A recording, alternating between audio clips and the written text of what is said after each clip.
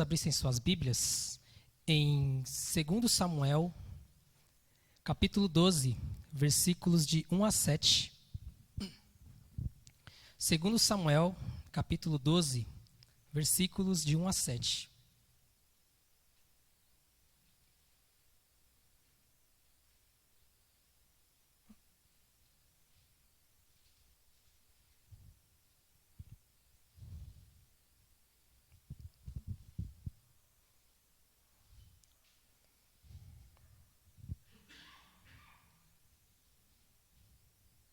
Estou fazendo a leitura, os irmãos acompanhem. Diz assim a palavra do Senhor. O Senhor enviou Natã a Davi. Chegando Natã a Davi, disse-lhe: havia numa cidade 2 homens, um rico e outro pobre. Tinha o rico ovelhas e gado em grande número, mas o pobre não tinha coisa nenhuma, senão uma cordeirinha que comprara e criara, e que em sua casa crescera junto com seus filhos, comia do seu bocado, do seu copo bebia, dormia nos seus braços, e a tinha como filha. Vindo um viajante ao homem rico, não quis este tomar das suas ovelhas e do gado, para dar de comer ao viajante que viera a ele, mas tomou a cordeirinha do homem pobre e a preparou para o homem que lhe havia chegado. Então o furor de Davi se acendeu sobremaneira contra aquele homem e disse a Natã: tão certo como vive o Senhor, o homem que fez isso deve ser morto, e pela cordeirinha restituirá 4 vezes, porque fez tal coisa e porque não se compadeceu. Então disse Natã a Davi: tu és o homem.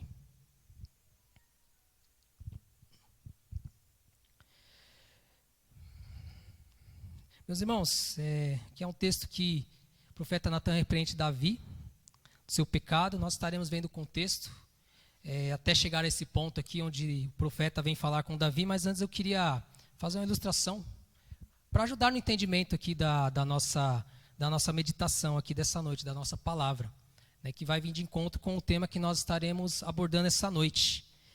Eu gostaria de falar sobre um filme conhecido, né, o filme do Rei Leão. Um filme lançado em 1994 e que em 2019 esse filme ganhou uma nova adaptação, uma adaptação mais atual. E esse filme ele fala sobre Simba. Simba é filho do rei Mufasa e logo ele se tornará rei. Mas ele ainda está, o reino ainda está sobre o Mufasa, que é o seu pai. E Mufasa tinha um irmão mais novo chamado Scar. E Scar, ele queria de todo jeito tomar o reino. Só que ele tinha 2 problemas. O primeiro era Mufasa, que era o rei. E se acontecesse algo com Mufasa, Simba seria o rei, porque é o herdeiro dele. E durante o filme, Mufasa vai falando com Simba, vai mostrando o reino, vai orientando ele: logo você vai ser rei, e tudo isso aqui vai ser do seu governo, para você tomar conta. Só que tem aquele lugar ali no fundo, sombrio, que você não pode ir lá. Você não pode ir para aquele lado lá. E passado alguns dias, o Simba está conversando com seu tio Scar, e ele fala sobre isso. Meu pai falou de um lugar sombrio, um lugar escuro, que eu não posso ir para lá. Aí Scar, querendo usurpar o trono, querendo ser rei, fala para ele: não, vai lá, porque você vai demonstrar para o seu pai que você tem coragem e que você está preparado para ser rei. Faz essa surpresa para ele, vai lá visitar esse lugar. E ele vai, só que ele convida uma amiga que se chama Nala, e os 2 vão para esse lugar. E nesse lugar vivem hienas lá. E as hienas não podem entrar no reino, mas é o lugar delas lá. E encontrando as hienas tentam matá-los, devorá-los. E eles só não são devorados porque Mufasa chega lá e salva Simba e Nala. E passados alguns dias, novamente, tem uma parte antes. Um pouco mais depois desse episódio, de Mufasa salvar o seu Simba e Nala, Scar vai ter um encontro com as hienas nesse lugar. E eles compactuam o plano de matar Mufasa e Simba, para que ele se tornasse rei. E o combinado era que, se ele se tornasse rei, as hienas iam junto com ele para governar o reino da pedra. E passados alguns dias, está lá, Simba com Scar, numa estrada, e onde dessa estrada passa uma manada de búfalos. E ele o deixa lá sozinho, bem quando vai passar uma manada de búfalos. Ou seja, ele deixou ele lá para morrer pisoteado. E Scar, né, querendo ser bonzinho, vai lá falar com o Mufasa, seu filho está em perigo, ele está lá na estrada onde vai passar a manada de búfalos. E Mufasa vai lá, consegue salvar o seu filho, só que ele tem alguns ferimentos ali, né, na tentativa de salvamento, e ele ferido vai escalando uma montanha. E chega lá no topo, quem está lá no topo da montanha? Scar. E ele fala, me ajuda, meu irmão. E ele só fala assim, vida longa ao rei, e derruba ele lá de cima. E Mufasa morre. E Simba não vê o que acontece lá em cima, mas vê ele caindo. E os búfalos passam por cima dele e Mufasa é morto. E nisso Simba vai até o encontro de Mufasa, vê ele morto, se entristece e deita junto do seu pai. E Scar vai lá e fala, isso aconteceu porque isso é culpa sua. Né? Isso é culpa sua de você ter ido lá, ter vindo para esse lugar. Ele começou a acusá-lo e falou assim, foge porque imagina o reino saber que o filho foi culpado pela morte do pai. O filho quer usurpar o trono do pai, o que eles vão dizer. E nisso Simba vai embora, foge. E nisso que ele foge, as hienas vão atrás, porque é o plano. E as hienas vão tentar matar Simba. E Simba, na sua fuga, ele cai de um penhasco. E também é tido como morto. E aí Scar conta a história distorcida. Ela fala que eles morreram e agora ele vai ser rei. E as hienas vão lá e começam a reinar junto com o Scar. E ele é um péssimo rei. Né? O reinado está em risco, o reino está em risco, começa a ter um monte de problema. E passados uns anos, Nala, ela decide sair, a amiga de Simba, Nala, decide sair para pedir ajuda.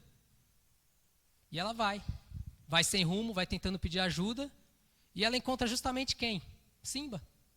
Vivendo tranquilo, despreocupado, né, junto lá com Timão e Pumba, mas não vem ao caso, mas eles estavam juntos ali, estavam vivendo felizes ali no canto deles. E ela fala, Simba, que bom, todos acham que você morreu, sua mãe acha que você está morto, todos pensamos que você morreu, vamos voltar para o reino. Scar ele é um péssimo rei, ele está comprometendo o rei, está destruindo o reino. E ele fala, não, Nala, fica aqui comigo, aqui é muito bom esse lugar e tal. E ela insiste, não, você tem que voltar, você é o rei, você tem que tomar o seu lugar por direito, você tem que enfrentar Scar e se tornar rei. Ele fala, não, fica aqui comigo. E ela o confronta, fala, é sua responsabilidade, você é o rei por direito, você tem que ir lá, enfrentar Scar e se tornar rei. E ele fala, não, eu vou ficar aqui, porque eu estou bem aqui, estou tranquilo aqui, a vida aqui é muito boa, eu não vou voltar para lá. E ela se entristece e vai embora. Passado um tempo, ele fica preocupado, ele começa a meditar nessas coisas, nas palavras de Nala, e ele decide voltar. E ele volta com Nala para o reino, enfrenta Scar. Scar confessa que foi ele o responsável pela morte de Mufasa, ele derrota Scar, e no meio da batalha deles, ele começa a falar mal das hienas, e no final ele morre devorado pelas hienas. E Scar é morto, e Simba é nomeado rei ali do reino da pedra. E assim termina o filme. E o que eu queria contar essa ilustração para os irmãos? Para que tem alguns paralelos aqui. A gente vai ver o contexto de Davi, que Davi estava muito sossegado no reino. E nós vemos aqui que Simba estava despreocupado e até fora do reino. E depois de feitas as coisas Davi, ele é confrontado por Natã. E a mesma coisa Nala faz com Simba, que o confronta. Fala, é a sua responsabilidade. E o tema da nossa mensagem é esse aqui. Confrontamento. Uma das muitas formas do amor de Deus para conosco. Nós estaremos falando um pouco disso. E partindo para o nosso texto, vamos entender um pouco o contexto da história de Davi, né? Davi era o mais novo da casa de Jessé, e ele foi ungido rei pelo profeta Samuel. E pouco depois ele derrota o gigante Golias.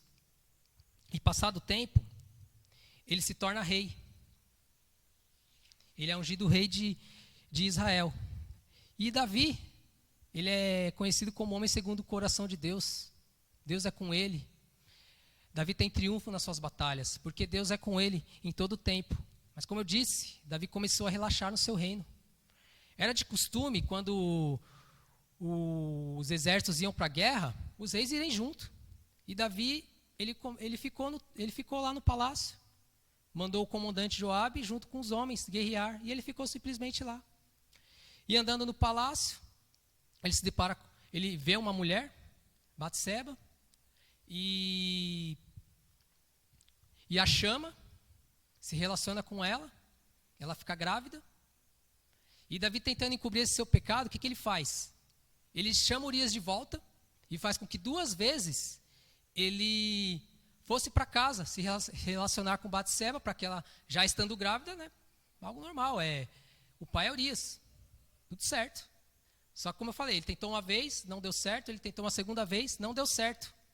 Porque Urias é um homem de guerra, né, um homem fiel ao rei. E ele decidiu dormir na porta do palácio. E isso não dando certo, o que Davi faz? Coloca ele de volta para a guerra, fala, então vai de novo para a guerra, volta para a guerra, e eu vou escrever uma carta para você entregar para Joabe, o comandante. E o que diz nessa carta? A sentença dele. Ele fala, na carta diz para Joabe colocar ele na linha de frente da guerra ali para que ele fosse morto. E é o que exatamente acontece. Urias é morto e Davi toma Batseba como sua esposa. E aí entra o nosso texto que nós lemos aqui, onde o profeta Natã confronta Davi. E nós, irmãos, vamos trabalhar em 3 pontos aqui, essa palavra dessa noite. Só que antes eu gostaria de atentá-los para uma coisa, né, que vai ser muito importante para nós vermos aqui na nossa mensagem dessa noite. Todos nós temos um senso de justiça. Todos nós, sem exceção. O que é um senso de justiça? É você distinguir o certo do errado, o verdadeiro do falso, a verdade da mentira. Todos nós temos isso, sem exceção. Nós sabemos como algo não está certo. Nós temos essa convicção. E um exemplo bem simples sobre isso, né? Você está na rua, andando, você acha uma carteira. Na carteira tem documentos, na carteira tem dinheiro, na carteira tem cartões. O que é o certo a se fazer? Você devolver. Você tem acesso ao dono. Você tem como encontrá-lo e devolver. E o mundo está tão distorcido hoje que você faz isso e você é taxado como bobo. Você perdeu a oportunidade de fazer um dinheiro fácil. O mundo está tão torto, tão invertido os valores, que o errado é o certo. Mas pense nessas coisas, meus irmãos. Nós temos senso de justiça. Meditem nessas coisas aí. E muitas vezes, dentro da igreja, nós temos senso de justiça, lembrando. Muitas vezes dentro da igreja nós vivemos de aparências, usamos máscaras. Estamos aqui, o povo de Deus todo reunido. É muito fácil ser cristão aqui, é tranquilo. Mas e do portão para fora, como a gente é? Mas uma coisa, meus irmãos, Deus ninguém engana. Os olhos do Senhor estão em todos os lugares. Se você é aqui uma pessoa e lá fora você é outra, cuidado. O Senhor vê. Você pode enganar os irmãos, mas o Senhor está em todo o tempo, vendo as nossas atitudes. E partindo para o primeiro ponto da nossa mensagem, o que é o confrontamento? O nosso texto aqui de 2 Samuel claramente é um confrontamento, onde o profeta Natã exorta Davi através de uma história. E por que ele conta uma história? Ele podia ser objetivo, podia ser direto, falar: ei, Davi, olha o que você fez. Olha as coisas que você fez, você era rei, não foi para a guerra. Você se relaciona com uma mulher casada. Aí a mulher fica grávida. Você tenta mentir, você encobre o seu pecado com outro pecado, fazendo com que o seu esposo voltasse para se relacionar com ela. Ele não foi, não deu certo, aí você ainda mata ele. Ele podia ser direto nisso, podia ser objetivo, mas não. Ele conta uma história. E por que ele conta essa história? Aquilo que nós falamos, meus irmãos. Ele sabe que Davi tem um senso de justiça. Ele sabe que Davi é do Senhor. Ele sabe que Davi, mesmo cometendo pecado, ele tem esse senso de justiça de distinguir o certo do errado. E quando ele falar sobre Davi, né, como ele diz no último versículo, tu és esse homem, quando Davi refletir sobre essas coisas, ele vai se arrepender. O confrontamento é isso, nós chamarmos os nossos atenção para as falhas cometidas, e é o que o profeta Natan faz. E mesmo diante do rei, ele não se intimida. Logo foi ter com Davi.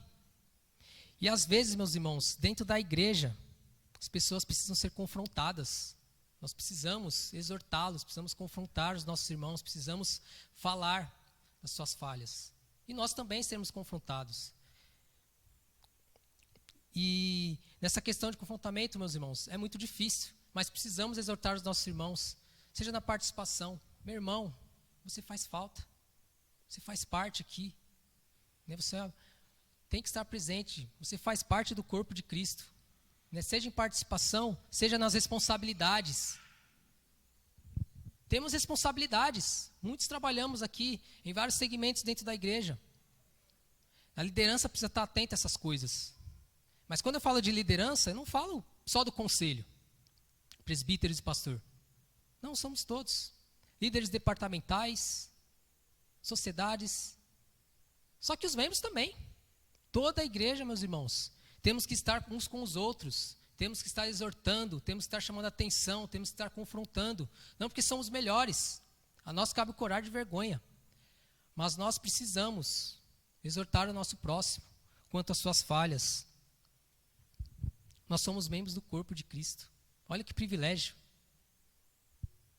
Olha que privilégio. Nós somos do Senhor, mas nós temos responsabilidades. E como estamos diante das nossas responsabilidades? O que nós temos feito, meus irmãos? Você tem usado o seu senso de justiça? Nós sabemos o que é o certo e o errado. E quando nós nos deparamos com situações erradas, eu falo assim do próximo, mas também olhando para nós, como nós nos comportamos? Como você tem agido diante de situações em que é testado a confrontar o seu próximo? Eu vou dar aqui 3 possibilidades. Podem haver mais, mas eu vou dar 3. Você confronta? Você fala, meu irmão, esse caminho não está certo, não está correto. O caminho é este, não é este. Você conduz o seu irmão a isso? Você ignora? Você fala, não. Ele está aqui, importante. Ou pior ainda, você simplesmente caminha junto e contribui para tal situação. Como tem sido o nosso posicionamento diante dessas coisas? Alguns textos para nós refletirmos. 1 Salmo, 1 versículo 1. Bem-aventurado o homem que não anda no conselho dos ímpios, não se detém no caminho dos pecadores, nem se assenta na roda dos escarnecedores. Mais um texto, Tiago 4:4. Infiéis, não compreendeis que a amizade do mundo é inimiga de Deus? Aquele, pois, que quiser ser amigo do mundo, constitui-se inimigo de Deus. Mais um texto, em Mateus capítulo 6, versículo 24. Mateus 6, versículo 24. Nós falaremos um pouquinho desses textos, tá, irmãos? Ninguém pode servir a 2 senhores, porque ou há de aborrecer-se de um e amar outro, ou se devotará a um e desprezará ao outro. Não podemos servir a Deus e às riquezas. O contexto aqui fala de riquezas, mas nós levando aqui para o nosso texto, aqui para a nossa mensagem dessa noite, né, não podemos servir a 2 senhores. Ou somos do Senhor, ou não somos. A amizade do mundo é inimiga de Deus. É algo muito grave, meus irmãos. E muitas vezes dentro da igreja nós estamos divididos. Não podemos ser divididos. A nossa palavra deve ser sim, sim, não, não. Precisamos pensar nessas coisas. E o Salmo 1, né? Bem-aventurado o homem que não anda no conselho dos ímpios, não se detém no caminho dos pecadores e não se assenta na roda dos escarnecedores. O que temos conversado nas nossas rodas de amigos, ou até mesmo nas nossas rodas de irmãos? O nome do Senhor tem sido glorificado nessas conversas? Quais piadas nós temos feito? O que temos visto e ouvido tem sido para a glória de Deus? São questões para nós pensarmos, meus irmãos. E um último texto, 1 Coríntios, capítulo 15, versículos 33 e 34. 1 Coríntios, capítulo 15, versículos 33 e 34.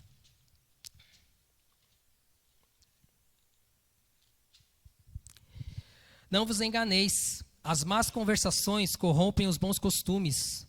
Tornai-vos à sobriedade, como é justo, e não pequeis, porque alguns ainda não têm conhecimento de Deus. Isto digo para a vergonha vossa. As más conversações corrompem os bons costumes. Nós temos sido testemunha para esses aqui novos da fé?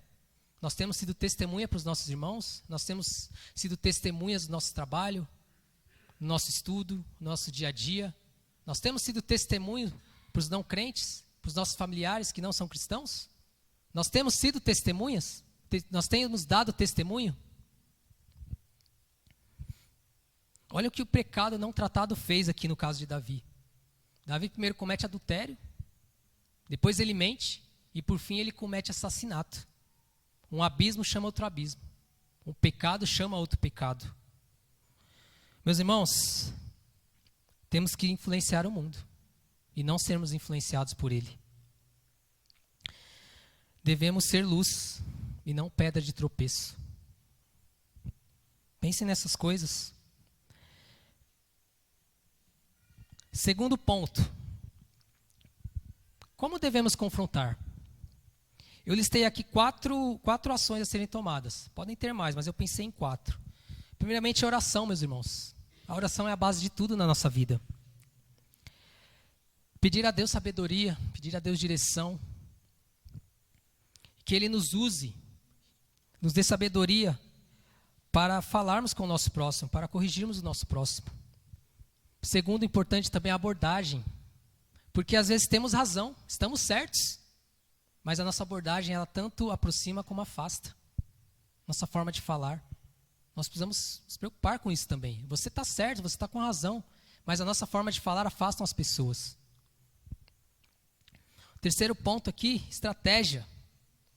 Deus deu a Natan a estratégia de contar a história para Davi. Como eu disse, ele podia ser direto, mas ele contou uma história para fazer Davi pensar na história. E Deus deu essa estratégia a ele. E Deus vai apontar para nós os caminhos. E a quarta, firmeza. Nosso posicionamento. Esse é um grande problema, o nosso posicionamento. Devemos ser firmes no nosso posicionamento. Confrontar alguém é difícil, não é fácil. E se nós não tivermos essa firmeza, pior vai ser. Porque a nossa intenção é exortar. Nós vamos acabar sendo exortados no erro. Então nós precisamos ter firmeza. E isso, às vezes, dentro da igreja. E por que muitas vezes falta firmeza no nosso posicionamento? Porque a gente quer ser legal com todo mundo. A gente quer agradar. A gente não quer falar, meu irmão, não é por aí, porque, não sei o que a pessoa vai falar. A pessoa vai achar ruim, vai virar a cara para mim. Não vai olhar mais para mim. Nós queremos ser legais com todo mundo. Queremos ser bonzinhos com todo mundo. Mas, meus irmãos, nós precisamos alertar os nossos. Eu falo dentro da igreja, mas de uma forma geral. Mas, entre irmãos, nós precisamos alertar os nossos. Nós precisamos ter cuidado com essa questão de querer ser legal com todo mundo. Querer ser bonzinho com todo mundo. Porque quando agimos assim, nós ganhamos o título de pessoa legal. Só que a gente também vai ganhar o título de pessoa omissa. Porque você está vendo tal situação e você se cala. Você não fala. E nós precisamos nos posicionar. Nós somos do Senhor. Exortar uns aos outros, estar uns com os outros. É o nosso dever como cristãos. Caminhar juntos. Se tivermos que alertar, vamos alertar. Se tivermos que exortar, vamos exortar. E muitas vezes nós lavamos as mãos. Ah, não é problema meu. É problema nosso, pelo que eu acabei de dizer. Somos membros, temos privilégios, mas temos deveres e responsabilidades. E lavar as mãos vem acompanhado de outras coisas. A omissão, a negligência, conivência. Pecados. É algo tão sutil, meus irmãos. Pelo simples fato de falar, não vou falar nada não. Vou ficar aqui, deixa ele. Ele está aqui. Glória a Deus, ele está aqui. Mas nós precisamos influenciá-lo. E não ser influenciados. O Hernandes fala, o problema é que o mundo entra para dentro da igreja. Muitas igrejas querem que cresça, que as igrejas estejam cheias, mas não se prega o evangelho verdadeiro. Esse é um grande problema. E na questão do confrontamento, isso é muito perigoso, nós sermos omissos, negligentes e coniventes. E nós caímos nessas falhas aqui. Daí a importância do confrontamento, meus irmãos. Se nós estivermos nessa situação de falar com alguém, peça a Deus sabedoria, peça a Deus instrução. Deus deu a Natan a estratégia de contar uma história. E nessa história, o próprio Davi se sentenciou. O próprio Davi se deu a sentença sem notar que estava se condenando. E Natan fala, você é esse homem. Mateus 22, 39, parte B do versículo. Mateus 22, capítulo 22, versículo 39, parte B do versículo. Diz assim. Irmãos, eu já vou lendo, tá sendo projetado aqui, conforme for os irmãos já vão abrindo para a gente ganhar um tempo aqui. Diz assim, meus irmãos, a parte B do versículo de Mateus 22, 39. Amarás o teu próximo como a ti mesmo.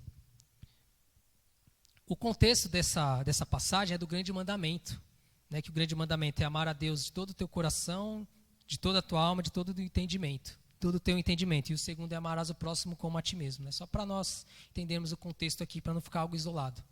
Amarás o teu próximo como a ti mesmo. Meus irmãos, confrontar é amar. Confrontar é uma forma de amor ao nosso próximo, de amar ao nosso próximo. Pois o nosso desejo é que as pessoas acordem, que as pessoas despertem para essas coisas. E é uma forma de amor. Mas é como eu falei no começo, temos que ter cuidado com a abordagem, pedir a Deus a abordagem correta, pedir a sua direção, pedir uma estratégia e sermos firmes. Mas confrontar é amar o nosso próximo. E nós devemos amar o nosso próximo como a nós mesmos. E Deus levanta Natãs dentro da igreja. Porque todo Davi, ele precisa de um Natã. E muitas vezes nós seremos Davi. Porque nós somos falhos à torta direita. Como somos miseráveis.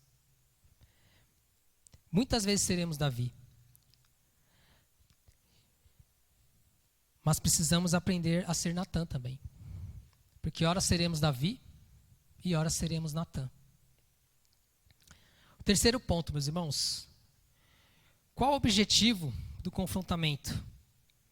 Voltemos lá para 2 Samuel, um pouco mais à frente, no versículo 13. Nós lemos do 1 ao 7, mas vamos lá para o versículo 13.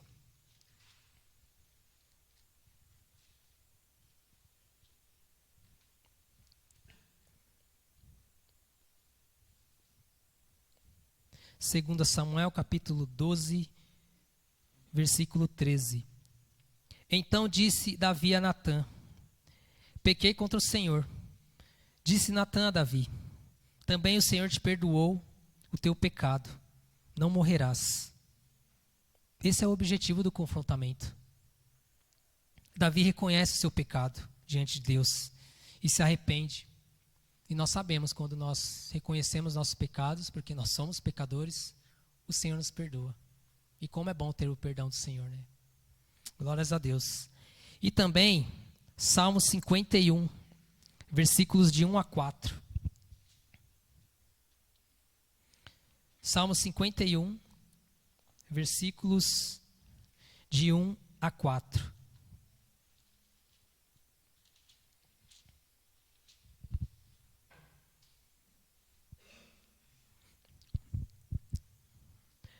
Compadece de mim, ó Deus, segundo a tua benignidade e segundo a multidão das tuas misericórdias. Apaga as minhas transgressões. Lava-me completamente da minha iniquidade e purifica-me do meu pecado. Pois eu conheço as minhas transgressões e o meu pecado está diante de mim. Pequei contra ti somente, e fiz o que é mal perante os teus olhos, de maneira que serás tido por justo no teu falar e puro no teu julgar. Até aqui, meus irmãos, o salmo se discorre, mas vamos até aqui. As palavras em itálico aqui no salmo, antes de começar, é o texto inspirado. É o texto inspirado, né? Que diz assim: ao mestre de canto, salmo de Davi, quando o profeta Natã veio ter com ele, depois de haver ele possuído Batseba.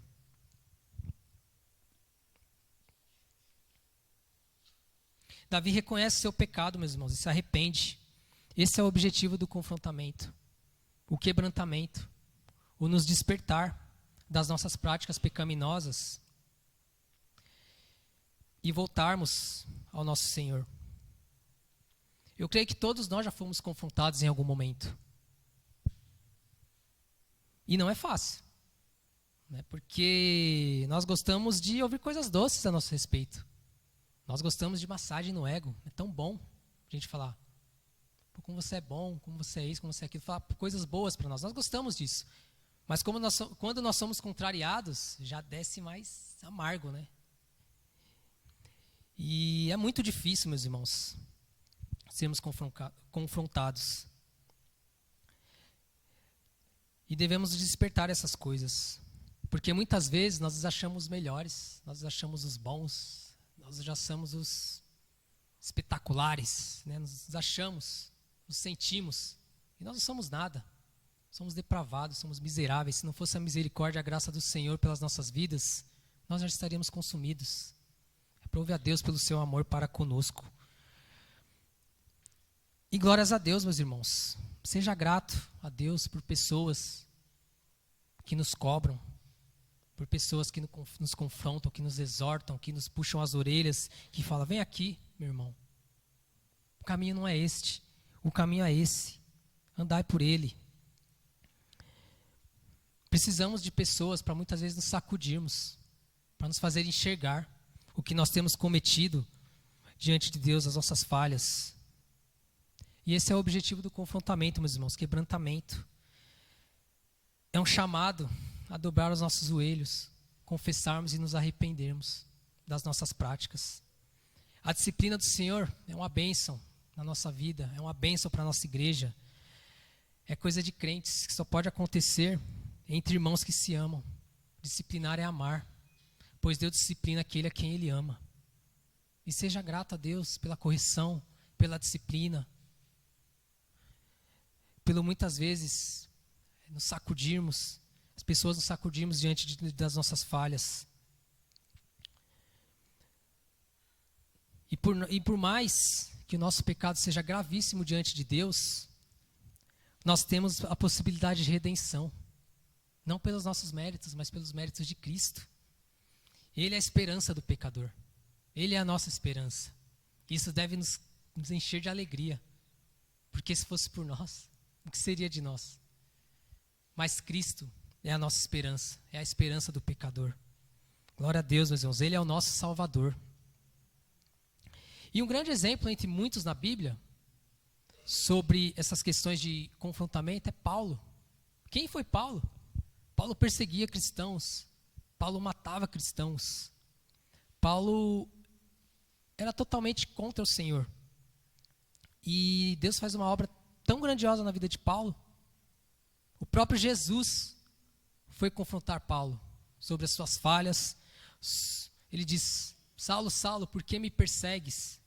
Alguns textos nós não vamos lermos, mas em Atos 7,58 é a primeira menção de Paulo, né? Na morte de Estevão ali. Paulo está junto ali, ele se regozija com aquilo, com a morte de um cristão. E um pouco depois, no capítulo 8, nos versículos de 1 a 3, Paulo ele começa mais uma jornada para perseguir cristãos. Ele vai mais adiante atrás de prender, matar e perseguir cristãos.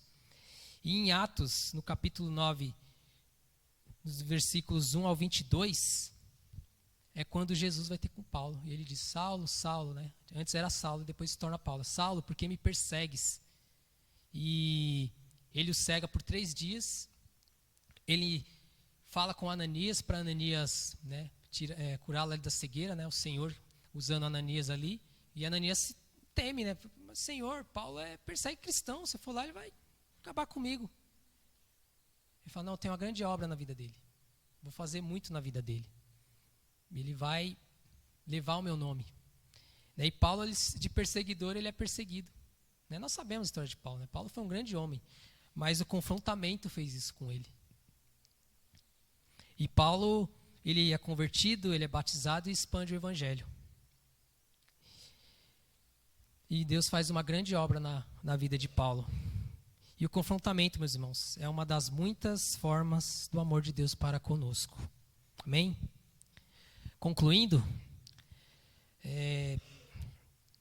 nós temos, meus irmãos, deveres, como nós falamos, deveres, responsabilidades, de sermos luz para esses que estão perdidos. Porque nós éramos assim, nós éramos os perdidos.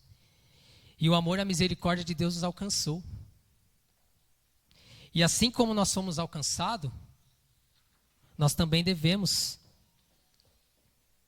alcançar aqueles que precisam, aqueles que necessitam de correção. Deus levantou o profeta Natã para ir ter com Davi. E Deus levanta pessoas no nosso meio para trilhar nosso caminho, para abrir nossos olhos, para nos corrigir, para nos exortar. E entender que nós precisamos de correção. Entendendo também que não depende de nós. Nós temos que fazer a nossa parte, porque, como foi falado, nós temos deveres, temos responsabilidades. Mas como diz lá em Romanos 9,16, não depende de quem quer ou de quem corre, mas de usar Deus a sua misericórdia. Mas isso não nos isenta das nossas responsabilidades. Nós temos essas responsabilidades. E nós vimos também que nós temos senso de justiça. E precisamos usá-lo. O tempo todo. Sabemos o que é certo e errado, mas o que nós temos feito com isso? Nas situações de erro, o que nós temos feito? Qual tem sido o nosso posicionamento? Não podemos ser negligentes, meus irmãos. Confrontar é amar. Deus disciplina aquele a quem ama. E glórias a Deus para a sua disciplina para conosco. E o objetivo do confrontamento é esse, meus irmãos, quebrantamento. Às vezes vai doer, vai machucar. Porque às vezes vem de alguém que a gente menos espera. Mas, meus irmãos, confrontar é amar.